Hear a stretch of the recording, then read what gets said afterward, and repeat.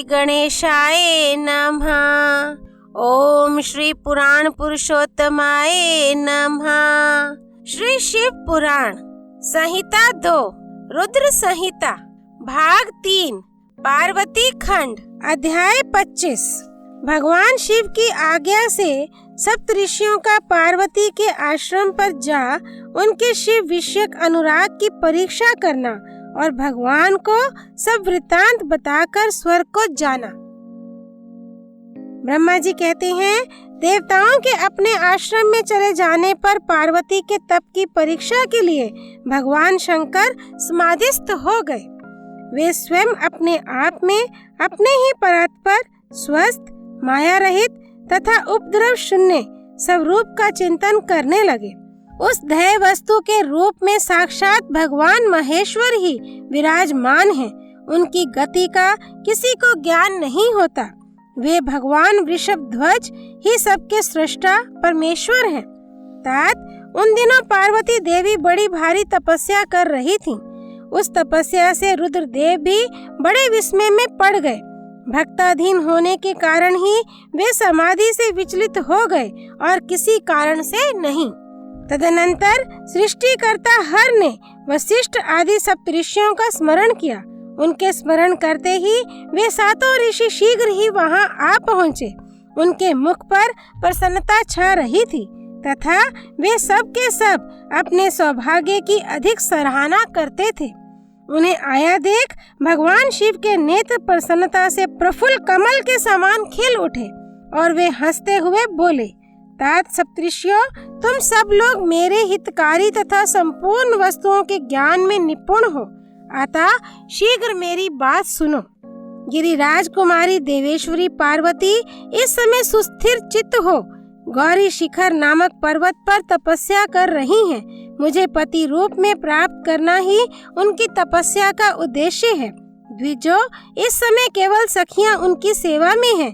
मेरे सिवा दूसरी समस्त कामनाओं का परित्याग करके वे एक उत्तम निश्चय पर पहुंच चुकी हैं। मुनिवरों, तुम सब लोग मेरी आज्ञा से वहां जाओ और प्रेम पूर्ण हृदय से उनकी दृढ़ता की परीक्षा करो। वहां तुम्हें सर्वथा छल युक्त बातें कहनी चाहिए। उत्तम व्रतधारी महर्षियों, मेरी आज्ञा से ऐसा करना है, इसलिए तुम्हें संशय नहीं करना चाहिए।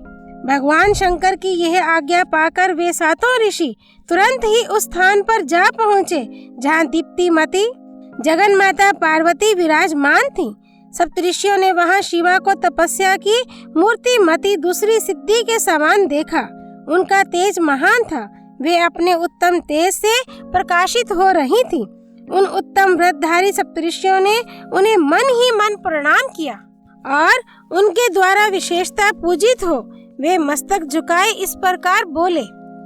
ऋषियों ने कहा, देवी गिरिराज नंदिनी, हमारी ये बात सुनो। हम जानना चाहते हैं कि तुम किस लिए तपस्या करती हो तथा इसके द्वारा किस देवता को और किस फल को पाना चाहती हो। उन द्विजों के इस प्रकार पूछने पर गिरिराज कुमारी देवी शिवा ने उनके सामने अत्यंत गोपनीय होने पर भी सच्ची बात बताई। पार्वती बोली, मुनीश्वरों, आप लोग प्रसन्नता पूर्ण हृदय से मेरी बात सुने। मैंने अपनी बुद्धि से जिसका चिंतन किया है, अपना वह विचार मैं आपके सामने रखती हूँ।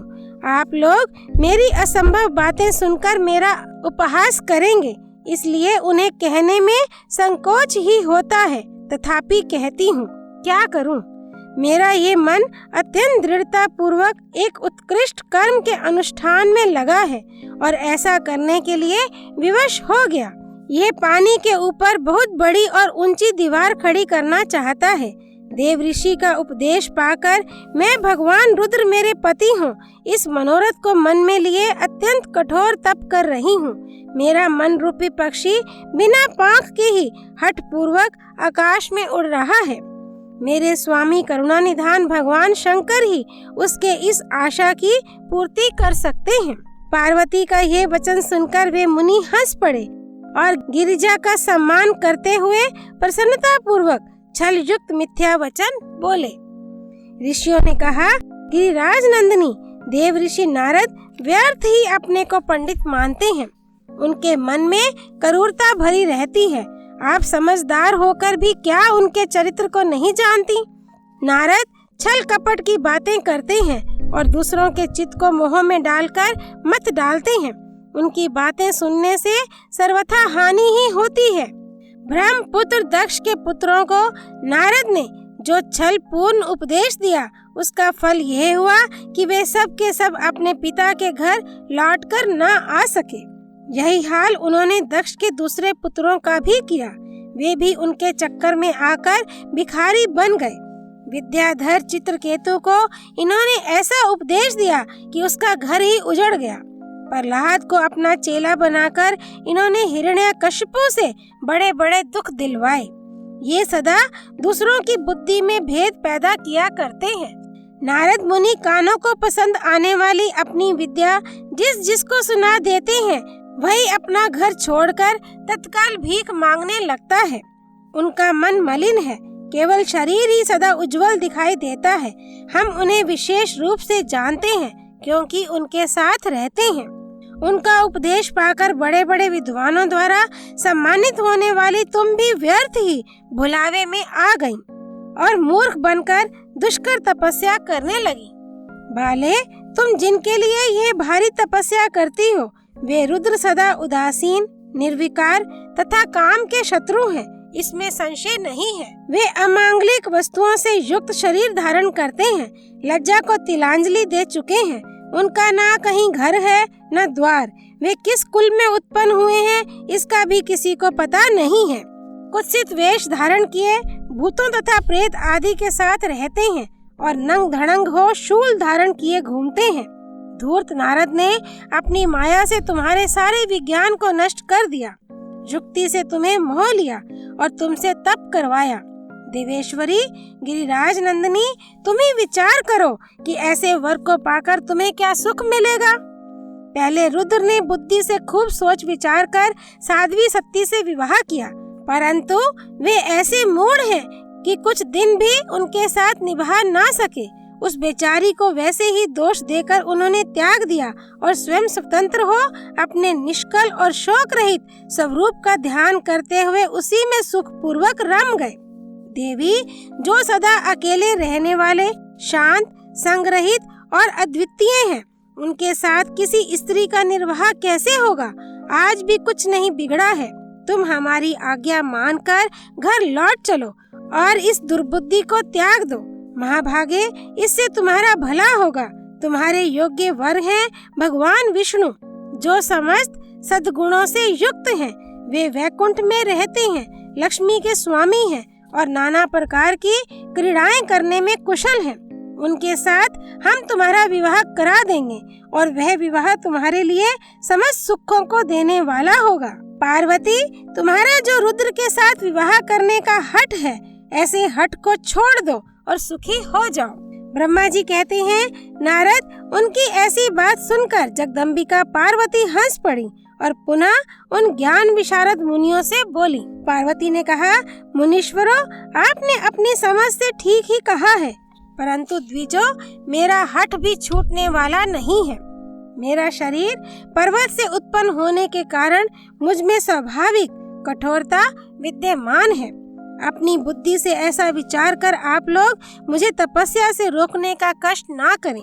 देव ऋषि का उपदेश वाकई मेरे लिए परम हितकारक है, इसलिए मैं उसे कभी नहीं छोड़ूंगी।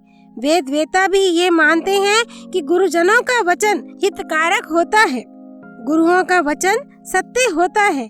ऐसा जिनका दृढ़ विचार है, उन्हें इहलोक और परलोक में परम सुख की प्राप्ति होती है और दुख कभी नहीं होता। गुरुओं का वचन सत्य होता है। ये विचार जिनके हृदय में नहीं है, उन्हें इहलोक और परलोक में भी दुख ही प्राप्त होता है, सुख कभी नहीं मिलता। अतः द्विजो, गुरुओं के वचन का कभी किसी तरह भी त्याग नहीं करना चाहिए। मेरा घर बसे या उजड़ जाए, मुझे तो यह हठ ही सदा सुख देने वाला है। मुनिवरों, आपने जो बातें कही हैं, मैं उनका आपके कहे हुए तात्पर्य से भिन्न अर्थ समझती हूँ और उनका यहाँ संक्षेप से विवेचन प्रस्तुत करती हूँ।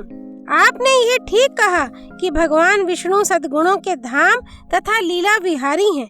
साथ ही आपने सदाशिव को निर्गुण कहा है। इसमें जो कारण है वह बताया जाता है। भगवान शिव साक्षात परब्रह्म हैं, अतएव निर्विकार हैं। वे केवल भक्तों के लिए शरीर धारण करते हैं, फिर भी लौकिकी प्रभुता को दिखाना नहीं चाहते। अतः परमहंसों की जो प्रिय गति है उसी को वे धारण करते हैं, क्योंकि वे भगवान शंभु परमानंदमय हैं, इसलिए अवधूत रूप से रहते हैं। माया लिप्त जीवों को ही भूषण आदि की रुचि होती है, ब्रह्म को नहीं। वे प्रभु गुणातीत, अजन्मा, माया रहित, अलक्ष्य गति और विराट हैं। द्विजो, भगवान शंभु किसी विशेष धर्म या जाति आदि के कारण किसी पर अनुग्रह नहीं करते। मैं गुरु की कृपा से ही शिव को यथार्थ रूप से जानती हूँ। ब्रह्म ऋषियों, यदि शिव मेरे साथ विवाह नहीं करेंगे तो मैं सदा कुमारी ही रह जाऊंगी, परंतु दूसरे के साथ विवाह नहीं करूंगी। यह मैं सत्य सत्य कहती हूँ।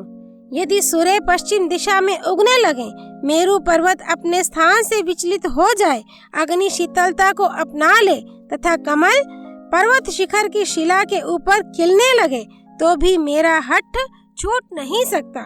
यह मैं सच्ची बात कहती हूँ।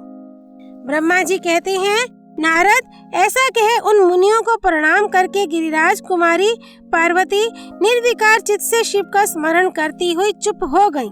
इस प्रकार गिरिजा के उस उत्तम निश्चय को जानकर वे सप्तऋषि भी उनकी जय जयकार करने लगे और उन्होंने पार्वती को उत्तम आशीर्वाद दिया।